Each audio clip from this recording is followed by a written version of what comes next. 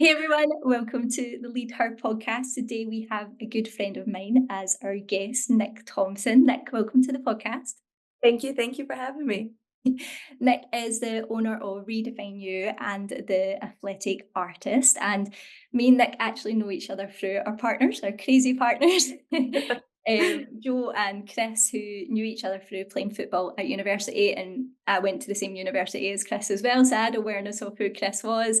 And then one day, Chris had this new girlfriend, and we were like, "Who's this gorgeous girl?"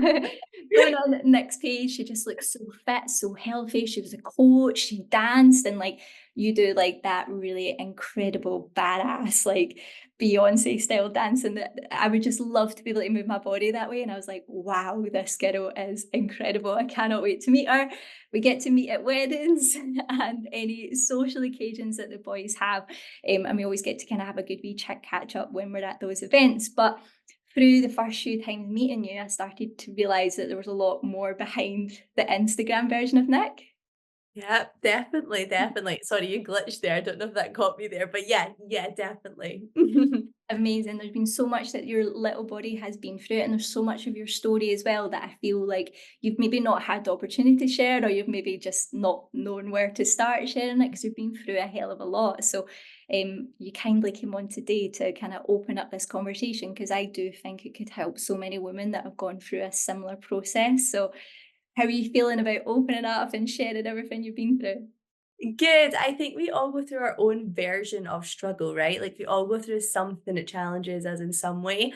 Mine's felt like a whole identity crisis, a whole life-changing experience. But I guess that you can only ever take the positives away from it. So not that I'm trying to say that life is sunshine and roses, because it's definitely hard and it's definitely a struggle, but there's definitely positives that always come out of it. So no, I'm happy to share it. Amazing. And I feel like I keep forgetting that you had this whole other life. Like just before we came on this call, you're like, "Oh, where are you?" And I'm like, "I'm in Portugal." I'm like, "Have you been here?" And you're like, "No." Normally, when I say I've been somewhere, you're like, "Yeah, I was on there on the cruises." And I was like, "Shit, I forget that you did that." I always seem to forget, and I just see the version of you just now. Like I've written down a list. Like if we go on your Instagram right now, we do see you as like you're studying to do a master, which we'll chat about later as well. You're running like multiple businesses. You're teaching dance, you're training, you're a dog mum to the amazing Brendan, who I love. It's like the best content. You're also doing all your own training as well for like running and stuff last year. And you're also out partying with Chris and holidays and traveling, and it's just amazing. It's like not from a place of like, oh God, what's that woman doing? And she's sharing all her life, but I love it, and it's just so authentically you and amazing to see. So yeah, I think we deep dive into like what's been going on before that life that we see now, because I think a lot of people on Instagram do see us as fit, healthy, strong, and we've always been that way. But we have all had things that we've had to work through to eventually get here, and that didn't happen overnight. No, exactly. Yeah, so I thought we'll kind of reverse it right back to like before being on the cruises and stuff. We'll see how much we get through today because it's been a hell of a ride. But like, what was like growing up for you like? Like, were you like, right, I'm always going to be a performer, a dancer, this is what I want to do? Tell us about a young Nick.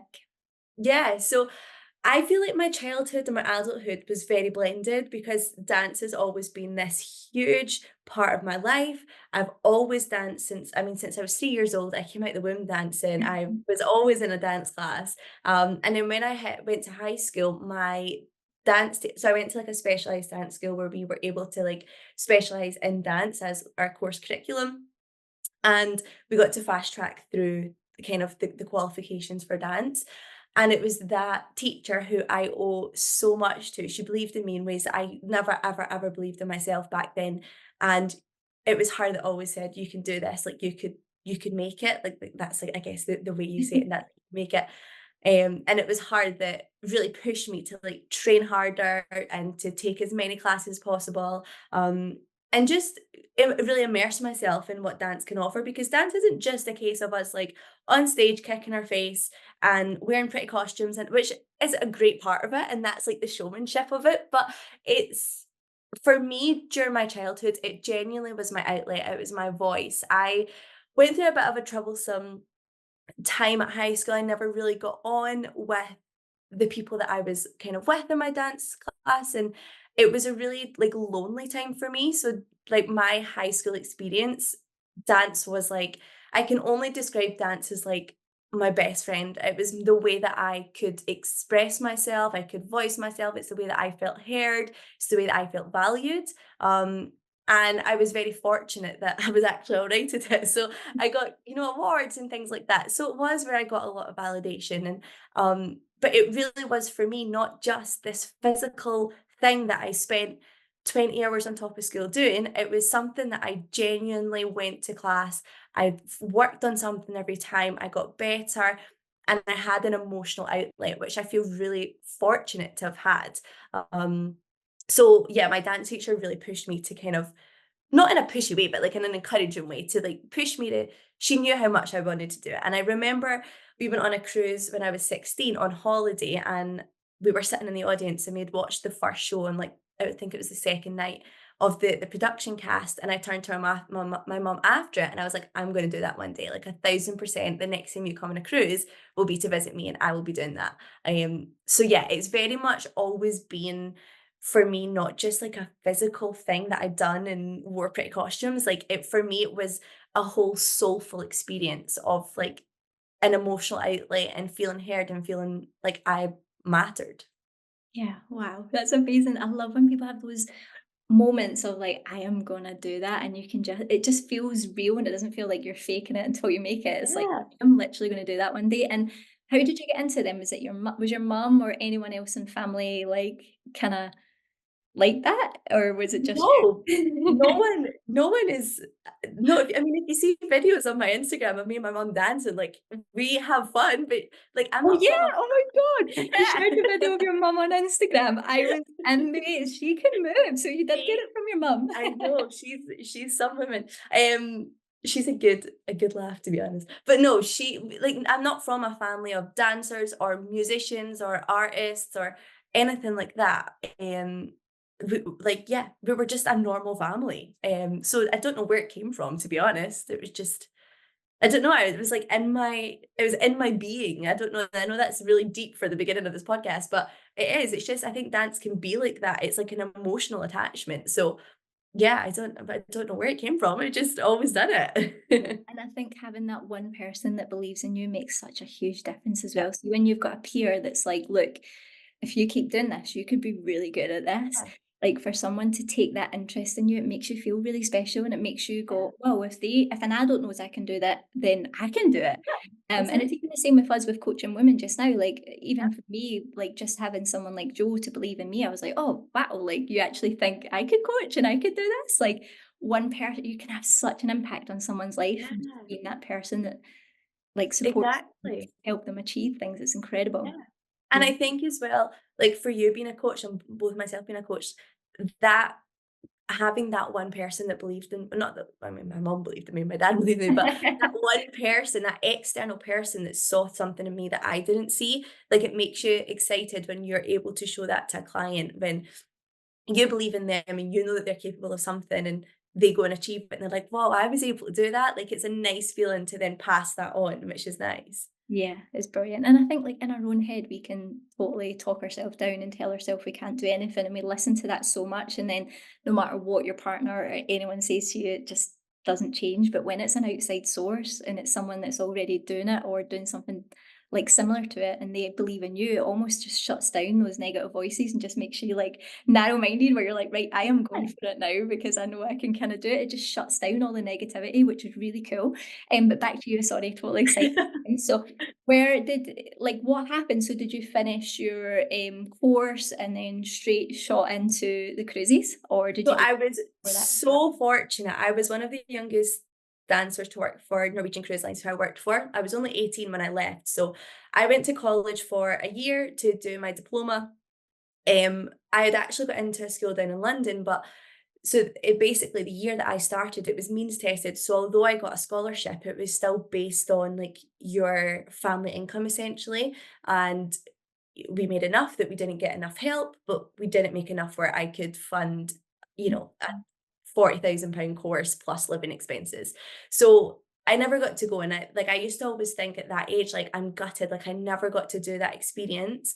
But at the same time, like I still got the same job that I would have got regardless. So I'm really kind of glad and fortunate of the way that I got into it. So I would go to auditions. I actually used to, so I would be at college Monday to Friday. I worked in McDonald's Saturday, Sunday, and I used to save up. I got paid pennies, but I used to, whatever I made would pay for my trip to London. So most weeks I would go to London and I would auditions, but I wasn't, I was a student. I worked at McDonald's. I didn't have a lot of money. So whatever money I did have, I would normally, me and my friend, we would leave college. Normally auditions would be like a Tuesday, Wednesday. I don't know if it's still like that.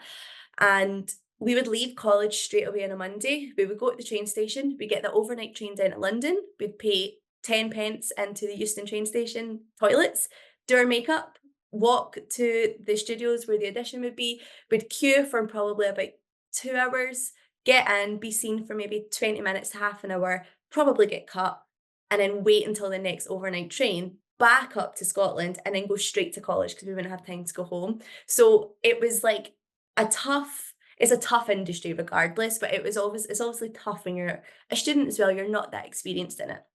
So I also looked like a child. I was 17 at the time. I really did not grow any sort of female or womanly body or face or feature until I was I mean, honestly, till I was probably about 22, but I still hadn't fully kind of developed. So I looked like a child. I was obviously dancing more maturely than I looked. So like I wasn't always kind of fit in the role, I guess, because dance does come down to you fit in the role. But anyways, I got the job for Norwegian Cruise Lines and it was a dream role. I was 18. I moved to Florida. I was there for 2 months for rehearsals, then went on a ship and toured an amazing part of the world for months. And I'd done 4 contracts back to back. And again, I was super fortunate because I was always kind of rehired.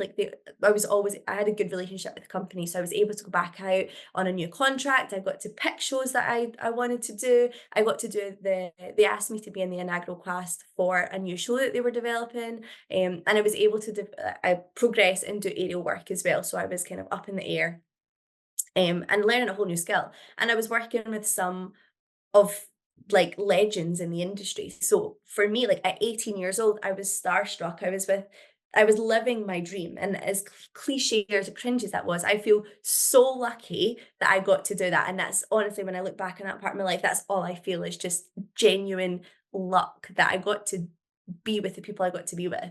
Yeah, amazing. And what was the lifestyle like outside of this busy, Yeah, chaotic, it active was life? Yeah, I mean, it was I mean, you can't deny, right? Like, you're performing for a living, so that's the dream number 1. You're traveling the world, dream number 2. You're meeting people that just have worlds are colliding and different cultures are colliding, it's incredible. But it's not although I was living my dream as a dancer and I had that soulful experience, it's not it wasn't the healthiest lifestyle I ever had, it wasn't the healthiest point in my life I ever was. Um, there is a lot of aesthetic expectation as a dancer, and that's something that I heavily felt through I can remember from as young as kind of 16, 17. I was starting to be aware of my body shape and how it looked, and now I still look like a child, like, I have pictures from my first contract, and I look like a child. I actually will talk about this later on, but I never actually got my period until I was 22 because I was so undernourished and overtraining. Um, so the lifestyle wasn't the best. We were weighed bi-weekly. We had a £5 weight limit, so you weren't allowed to be up or down that £5 weight limit. Um, you could be reprimanded for that, and they're it dancers because of the aesthetic expectations, and obviously we're getting married and things like that. It's yeah, there's no sort of health education as a dancer. You're not taught how to look after yourself, as a dancer. You're taught how to pick a job, but you're not necessarily taught how to have a health within your career. And one of the first things I remember when I was 17 was the advice I had got was a tub of laxatives and an apple a day, you'll be fine. And although I was a twig and I was tiny and I was all having all sorts of physiological problems, that just was never enough. Like, you just always had to strive to be smaller and smaller and smaller. And that definitely carried on throughout my contracts when I was working professionally. There was days where I would go to the gym in the morning, I would do a tech run of the show, so a full out show, do 2 back-to-back shows, and then go to the gym afterwards. And I would eat, like, the little 100-calorie, 27-gram of oats. I'd have a little sachet of that, maybe an apple, and a lot of coffee, and a lot of pre-workout, and Red Bull. And it wasn't for me, a lot of dancers or some dancers don't necessarily struggle in that way. For me, it really was something I struggled with, and I'm not sure if that was because of the perfection in me, because I got validated through my dance, that for me, I had to fit the perfect mold, and therefore anything outside of that just wasn't good enough. Yeah. Don't you I don't know if you feel like this, but when I think back to like an 18-year-old me, I feel like I was an adult and I knew what I was doing and I was living my life or whatever. But now when I look back, I'm like, wow, I was so young. And I think like you're going to do what people tell you to do at that age, aren't you? Or what everyone else is around you is doing. You're just going to follow suit because that's what everybody does. You don't know any different at that age, I don't think. Exactly, I totally agree, and it's something that I see in with my clients that I work with, like whether dance aside, diet culture is a very common thing, and we often we see our. I was very lucky actually that I didn't see my mum do it, but our parents and our grandparents talking about calories and how they can't eat bad food and they have to be skinny and they're getting ready for their holiday and things like that. It's just like 10 times amplified in the dance industry. So like I said, although a lot of these comments weren't necessarily directed at me, it's all you hear and it's all you don't hear any other side of the coin. So Yeah. it's all that's just going round your head. So you're like, what else is there? Like that must be the answer to Yeah, and Alexis. it's that era as well, isn't it? Because, like, even Yeah. a lot of people now, like, when we watch Love Actually now, or we watch, like, Bridget Jones, we're like, "Holy hell, like, why are they literally calling that woman on the telly fat when they're not?" Like, they're Yeah. perfectly healthy, gorgeous women, and they're saying that she's got thunder thighs and stuff. You're just Yeah. like, I cannot believe that was on the telly when we were younger. No wonder we were, like, obsessed with not gaining weight or looking a certain way, even though it was so beautiful and healthy and normal. It's horrible 100%. that we were brought up with that. I know. At college, I always remember I used to drink a lot of those, like, booties, Yeah. like, a lot of detox teas, and that's I would have a tin like, the little tin of sweet corn for my dinner, a tin of sweet corn and a detox tea after, like, a 12-hour day, and I just think as an athlete, you're not feeling yourself, like, no wonder my career ended early, do you know what I mean? Like, what other outcomes are gonna be? Um, but also just for general female health, whether you're a dancer, an athlete, or just an everyday woman. Like that's not healthy for anyone. That's not even from a mindset perspective. Yeah, definitely. And when I do see photos of you when you've shared them on your Instagram and stuff of you just like starting on the crazies, you do look so young and you're absolutely Yeah, teeny. And again, yeah, a lot of people would be like, oh, look at Nick dancing and traveling the world and doing all this. But you were literally go, go, go, surviving yeah, on nothing and working yeah. seriously, seriously hard Yeah, exactly, exactly. and possibly causing a little damage to your body as well. But before Yeah. we move on to that, did your mum ever get to come out to cruises and watch you? Yes, Yeah. she did. We got that dream come true. She came out on my second contract. My whole family came out, and it was incredible to see my worlds collide. Yeah, it was a dream come true seeing them out in there, and I think they obviously loved it too, to see that. I Yeah. made that dream come true for myself, which is nice. That's amazing. I love that your mum got to see you. That's so She's cool. so It's funny. like it's one of those like movie moments, isn't it? When you're like, I'm gonna do that, and then for her to sit there and watch you do it is so cool. Yeah, And yeah, seeing all your hard work pay off as well to get you to that exactly. level. Yeah, wild experience, wild. Amazing. So how many years did we do on the cruises? I was on ships for about 4.5 to 5 years. I was on and off.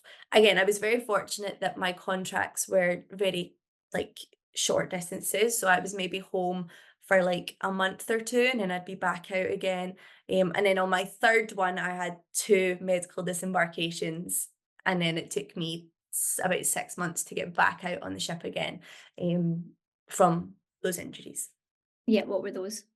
So the first one I had was probably the most prominent one, and it's probably well, not probably, it is the one that honestly changed my life, and it's something I still deal with to this day. So doing the aerial work that I did, basically the apparatus wasn't checked correctly before I was in flight, and the point hoist, which is the thing that I'm like connected to in the air, I was on the ground thankfully, but I was meant to go up and it came down while I was in a fast spin and it cracked my skull. So I had a concussion, I had a 12-week concussion. I was medically disembarked for the pain I was in, but also just for the like the concussion for the I was very confused. My brain, like I just couldn't feel like I could operate. I couldn't perform. I was very dizzy all the time.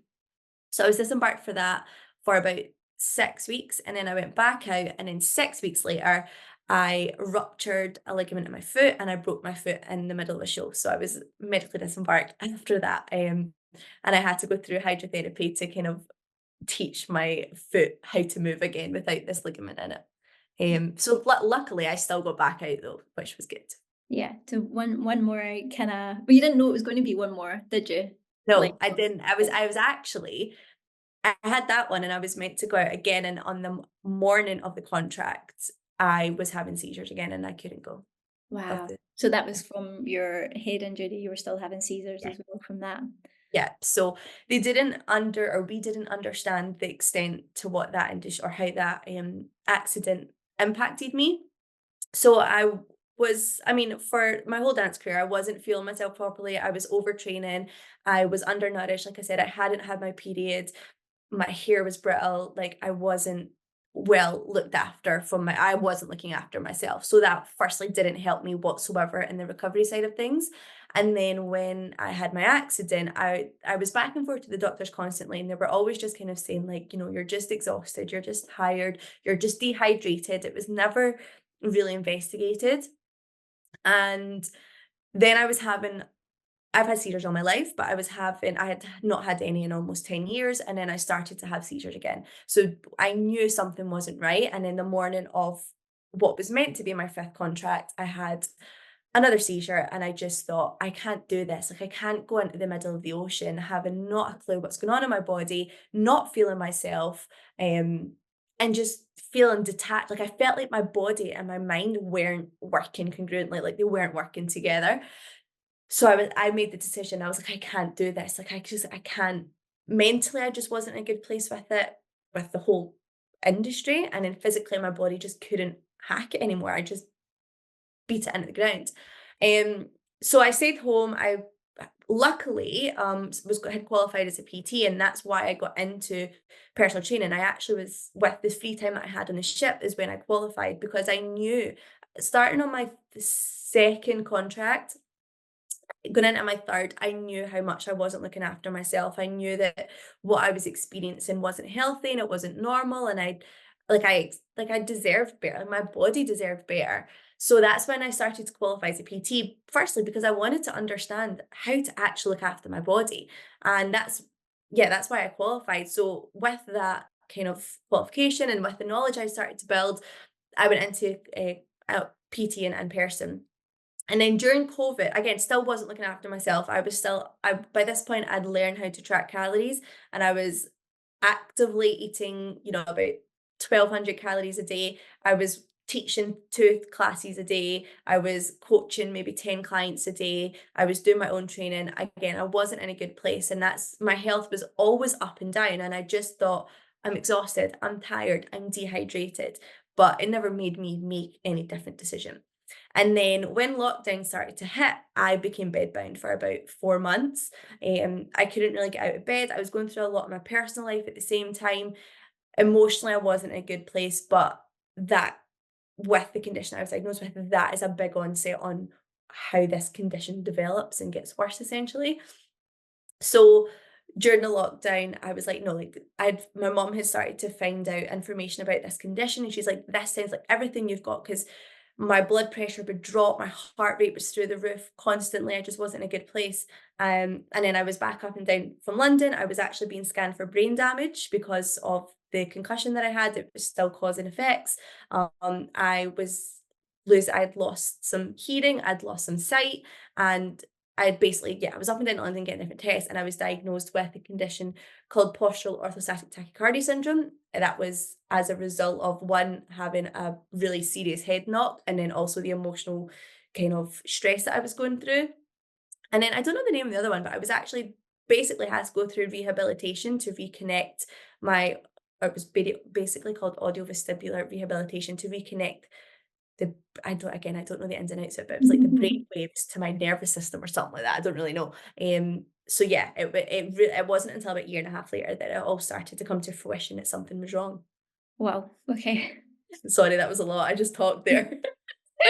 No, but it's just like listening to all that. I don't know about you now, but when you listen to all that, you go, holy hell, like Yeah, your body was just telling you to stop and to stop moving and to just recover, really, like from everything it'd been through. But the first thing that shocked me was you saying like 6 weeks after having the 6 weeks right after your fall that you were like, right, I'm back up, I'm ready to go yeah, again. Isn't yeah. that wild? I know. I think it's the perfection in me as a dancer, but I think most women, to be honest, are just like, "We're fine, we'll just get on with it." Like, I'm sure most women listening to this can understand that. Like, "You're fine, we're just like, I'll just get on with it. I don't feel great, but I'm fine, I'll get on with it." And I think that's just a mindset a lot of women have, and then add the perfectionist of being a dancer in there, and your job being at stake for you having anything wrong with you, then yeah, like, I was going to be like, there was no other option for me at the young age of 19. Do you know what I mean? Yeah, I think it's wild as well. Like I always notice, like when people, even myself, like I've been through a lot of injuries last year and this year with running, and in my head, it's like I've took a couple of weeks off, maybe 2 weeks off, or even just a couple of days off, and I'm like, right, I've rested, and it's Yeah. like, no, like this is actually a lot more serious, and we kind of realize that you're not going to be better in 1 or 2 weeks. That doesn't mean that you give up and you never exercise again, but it's just like what are ways that you can work around it to still eat better, still move, still look after your body, but I think we always really like if someone says to you something's gonna take 2 weeks to heal, give yourself 4, you know? Yeah. Like, I think like a lot of my injuries this year have been months, like 6 months, like for me to like fully kind of recover from them. I don't know if that's an age thing, like now in my 30s, maybe things take a bit longer to heal. But honestly, I do think like we put so much pressure on ourselves to be better Yeah, within a week. Like even when you get ill, it's like we just want to be back up and yeah, firing all cylinders again. It is wild that we're just kind of wired that way that we just want to get up and get on with it. But yeah, when you have injured yourself or broke something or hurt something, like it's really kind of committing a good bit of time yeah, to build things up slowly as well, rather than going full all in and perform yeah. at such a high level again. It's crazy. And one other thing I was going to say as well, like when you were saying like you felt like two different parts of you, like did you notice that when you went back? Like did you struggle to like remember moves or did you feel you didn't maybe move your normal self or I just never danced the same, like, I just always felt disconnected from my body, which when I tell you, like, what dance meant to me, like, it being my um, like, my voice and things like that, like, that's hard when you just feel like you're it's so disconnected, but also as well, like, one of my good friends that is actually from Scotland, we didn't meet until we were out in the States, but we worked in that contract together, and I just feel like I always joke to him, and I'm like, I was a different person because it wasn't just the physical response to it, like, of movement, it was the psychological response and the emotional response of not feeling connected, not feeling like you could ever perform at your best again, but also being so underfueled and overtrained and exhausted and tired and drained. I was a shell. I was moody. I didn't like socialize much. I just was like work, work, work, work, work. And I wasn't myself. And I always joke, oh, I would write an apology letter to everyone, but I wouldn't. But it's just, it's just, it didn't ever, although that they were some of like the best years of my life, I also feel like it wasn't my life because I wasn't living it half the time because I was so disconnected, if that makes sense. yeah, and I think as well there's like that it's still relevant today as well. There's like that it should be hard culture. It should be like I Mhm. think I've seen you write something like that before, like it's almost like cool to survive on coffee for the day. And it's like, Yeah, no, it's not, but there is some sort of hit people get from not feeling themselves properly and seeing that as a good thing rather than the opposite of feeling yourself better to perform better. yeah, And this is not just for performers, this is for women that have really mhm, busy careers and mums not to just get by 100 when their kids scraps, but to actually eat and fuel their body. They should take pride in their body that way than being yeah, like, oh, I've not ate today. Haha. It's like, that's yeah, not a good thing. I know. Chris always says to me, he's like, I'll be, like, super stressed and exhausted and running myself, like, like my fuse will be pure short, and he'll be like, "Nicola, stop punishing yourself." And for him to just say that to me is like, "You're right. Like, what is the point in it?" And I say that, like, I kind of remind my clients of that. It's feel like your diet, like if you're dieting or working towards a fitness goal or whatever, it shouldn't be punishing. It shouldn't be this experience that you hate, you feel miserable, tired, drained. It should be, is there sacrifice? Yeah. But is it worth it? And is it exciting? And should you still enjoy it? Yes. And I think for me, like that's something I always struggle with. And I think, I don't know if it's the perfectionist or where it comes from or the validation that I don't dance anymore. But I feel like, and a lot of women will resonate with this. I'm sure you probably resonate with this. You feel like you have to punish yourself to feel validated. And it's just not, it's not. And for Chris to just say to me, Nicola, stop punishing yourself. It's like that wake up call every once in a while to go, like, right, okay, Mhm. let's evaluate here. And I think a lot of my clients do the same, right? Okay, it doesn't have to be punishing. Okay, what can I do instead? How can it be enjoyable? How can I like collaborate the fun of it and the goodness of life and achieving something great still? Mhm. Perfect. So true, isn't it? We've just got Yeah. our expectations so high, and if we can't do all these expectations, we feel like we're failing. And Yeah. it's like just lower and everybody we can all say this, like I can say this and you can say this today, but we still do it, and we both have Yeah. conversations about us 100%. doing that. I know. We'll have a Zoom and be like, ah, like I'm so stressed. but like we're not perfect at it, but it's the awareness of it, isn't it? And it's Yeah. like being able to snap out of it quicker compared to like living like that and punishing Yeah. yourself for weeks upon end. Now it's like, okay, it maybe lasts a couple of days and we're like, right, give yourself a bloody break. You're human and you Yeah. need to have a bloody life. And I think a part of it does come from self-employed and you've been in self-employed like all your life as well. And like you need to work. We need to work and we need to always be at our best and that is an impossible job for a lot of Yeah. us. And that's even like mums as well. You always need to be at the top of your game and top of your level. Everybody relies on us, don't they? And Yeah. Exactly. puts the pressure on us to be always showing up, I guess, as well. So we had this bad injury, then we broke the foot, and then we were like, right, did you just you were going to do your fifth one, and then Mhm. you were like, nah, I'm not going. You were having your seizures, so body was going through a hell of a lot. Then what age Yeah. were you? I was 22. Mhm. Yeah, and Um, did you ever think of did you just think you were gonna dance and perform all your life, or did you ever have, like, a plan B? no. So my dad, if he's ever listening to this, not that he will listen, but he used to always say to me in school, you need a plan B. And I am Miss Independent my whole life, right? I've always been I can do it myself. I don't need anything. I got this. Um, and I was like, Dad, stop telling me I need a plan B because and my ego was saying, you don't believe in me. And it was never the case. It was my Yeah. dad looking out for me. He wanted the best for me because he knew I was never going to be dancing until I was 70 years old, right? I mean, that he was realistic, let's be honest. So no, I didn't really think that far. I always said I would do chips until I was about 21, and then I wanted to move to London and do that experience, but I never got to do that because of my injury. Um, but yeah, I hadn't thought of a plan B. I was just fortunate that I started to dive into this fitness side of things, and I was intrigued by it that almost opened up the door for me to explore it. So probably without that accident, I wouldn't be down that path. Yeah, and do you think it's easy to say that now? Because sometimes I feel like I honestly do think when people tell me stuff, I'm like, everything happens for a reason, doesn't it? But sometimes when you're in the mess and it's hard, like it's really hard to think that way. But like, would you have met Chris? Like, how many Exactly. didn't know you? Like, not that that needs to change everything, but is it just so funny that like your life just changes in Yeah, certain ways, and then you wouldn't even have Brendan? Like, it's yeah, wild, isn't it?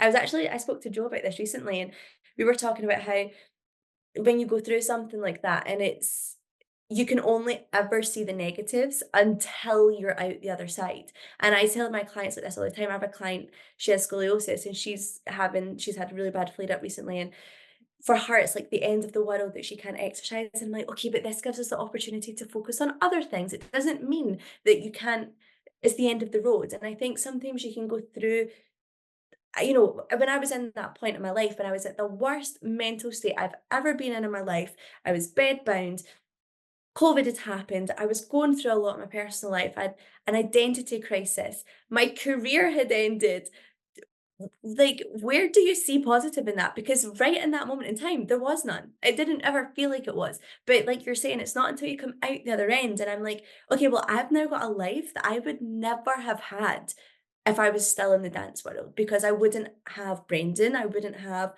a home, I wouldn't have potentially, I wouldn't have Chris, like I wouldn't have the family and the little world that I'm building now because that's not as a freelancer, you're here, there, and everywhere, you're traveling all the time, you're just a bit of a everywhere.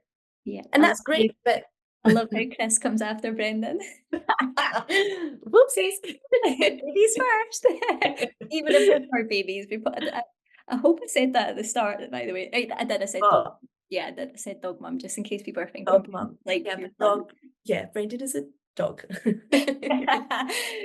Okay, amazing. I think that ties in really nicely, like with us thinking of, right, what did you do in those hard moments, in the lowest of lows? Like, what got you through those days? Because sometimes people can be sat in those moments right now and they cannot see past it. Like, is there Yeah. anything that comes back in your head when you're like bed bound? Like, is it other people? Was it things that you did? Like, what helped you kind of slowly come out of that? Yeah. I think for me, it was a very lonely time because I pushed everyone around me away, right? Because I was, like I said, for me, it was a complete identity crisis. I danced my whole life. When I was put up and down to London for my screening and my health testing, they were basically saying you're never really going to be able to be active again, never mind dance again. So for me, I was like, what's the point, right? Because that's all I've known. It's all I want to do. I don't want to do anything else. I love it. Um, and I can only describe it as like a really bad relationship breakup. Like that's what it felt like. It was like this. I felt broken, and I've just thought, what am I going to do? What is my life going to look like? Because this is where I hang my hat. This is where I get validation. This is where I feel heard and what I love doing. What am I going to do? And being bedbound, I couldn't do anything at the time. And like I said, I pushed everyone away because I was like, I didn't see value in myself past my career title at the time. And I broke down a lot of relationships because I just didn't see the purpose, like, I was that low. And for me, the thing that allowed me to continue making progress was honestly putting one foot in front of the other, like, it genuinely was that simple. For me, it was actually getting out my bed one day to go and eat breakfast. For me, it was then going for a shower after that. For me, it was then walking around the block. For me, it was then sitting in the garden with my mom and dad and being social, like, it genuinely got to that point. So it was never the bit like, where I am now, back then, I would never imagine where I am now, running half marathons, training frequently, juggling what I juggle.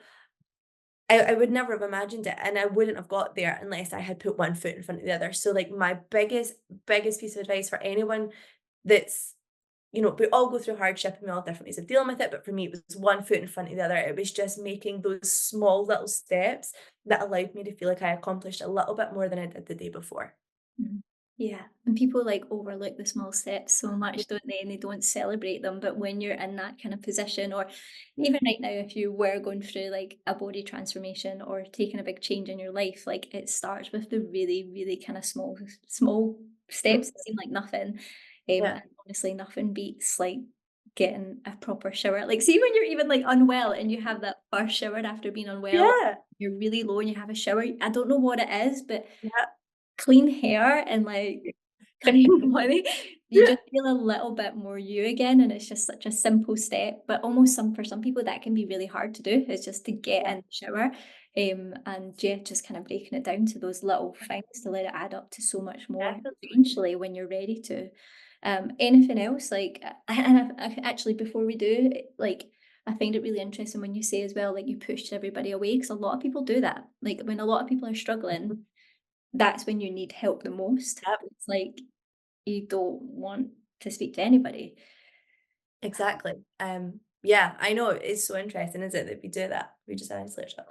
I also, when I was diagnosed with my health conditions and I was getting treatment, it was when I was actually diagnosed with, I don't know if diagnosed is the right word for this, but I was diagnosed with relative energy deficiency in sports. It's called RED. It's very common, or not, well, yeah, it's actually very common for female athletes, but it is, uh, there's a relationship between poor menstrual dysfunction, bone density and basically undernourishment. And that was the first time someone had ever, until I was 20, I was probably 22, 23 at the time, someone had ever said, "You're not looking after yourself." And it came up in a test. I was doing it, I had to do a VO2 max test or something like that. And they were like, you should be well above where you are for your age, and for how like how much exercise you do. So it was the first time someone had ever called me out for being like, "You're not doing enough to look after yourself." And I think that was a big trigger point, and it was when I had got a coach and I was like, "Look, I don't want to know calories and things like that, but I need to get better." And that was just where it was. And I think having someone that was an external source that really didn't know what I was going through, but just made sure that I'd done the basics to look after myself was really helpful.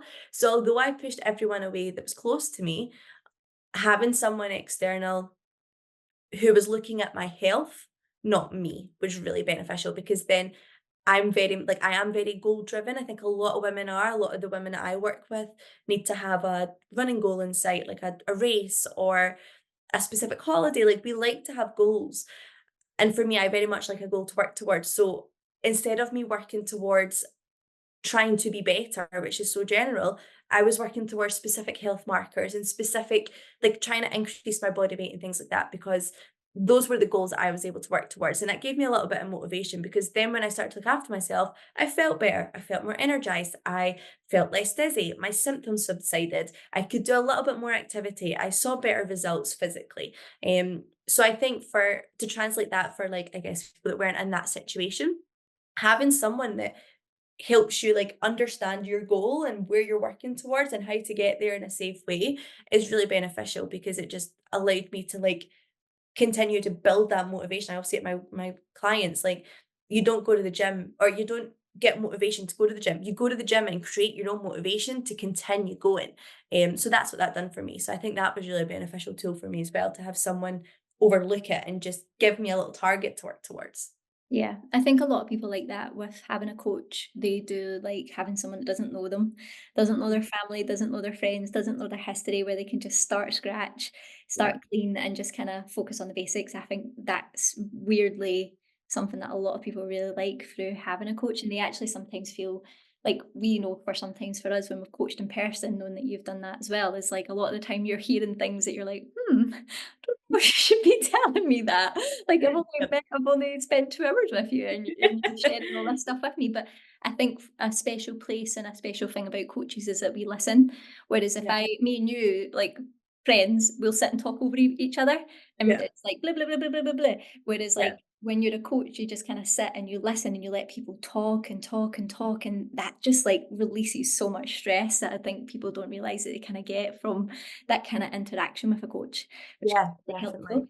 S so, where will we go from here?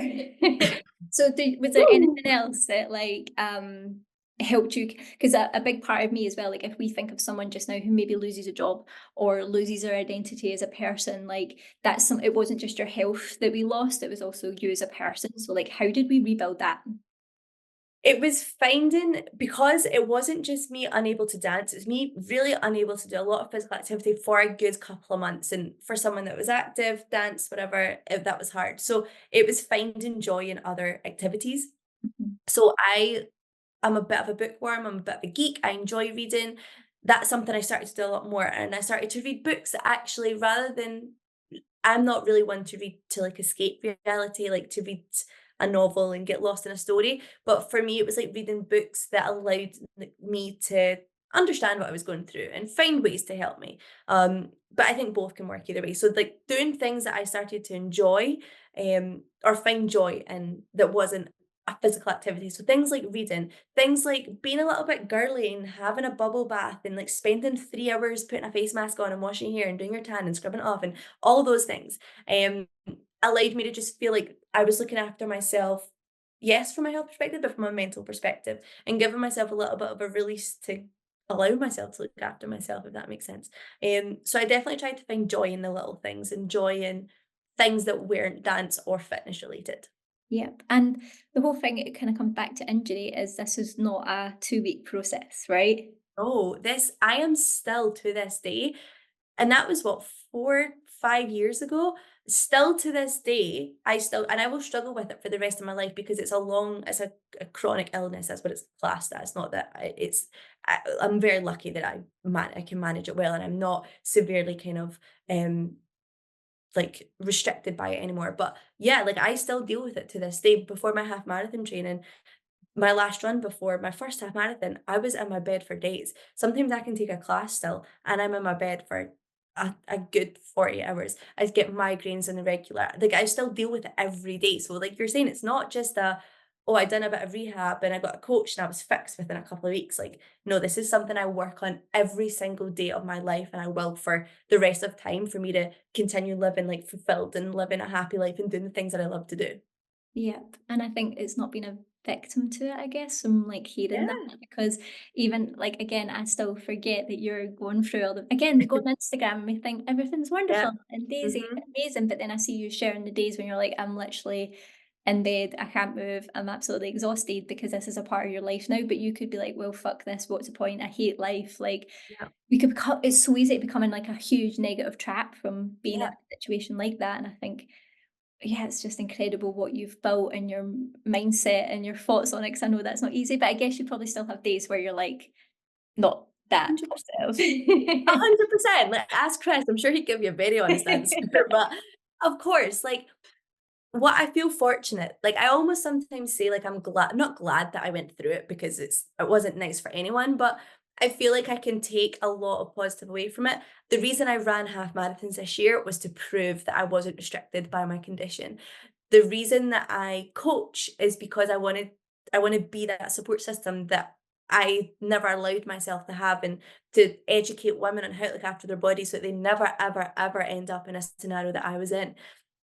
And I think I can take a lot of what I've learned and help other people with it, and for me, like, that's so like, I'm see if that's what I get out of that injury, so be it, like, I'm happy with that. That is a good I think that's quite positive, but also that didn't come overnight. That took years to get to that place, so if there are women that are going through something similar, not something similar, but like a struggle time, it's never gonna be overnight, and it's something you probably will work on forever. But, like, that's almost the beauty of it as well, that you're tackling life with another little challenge that you know that you're able to overcome every single time.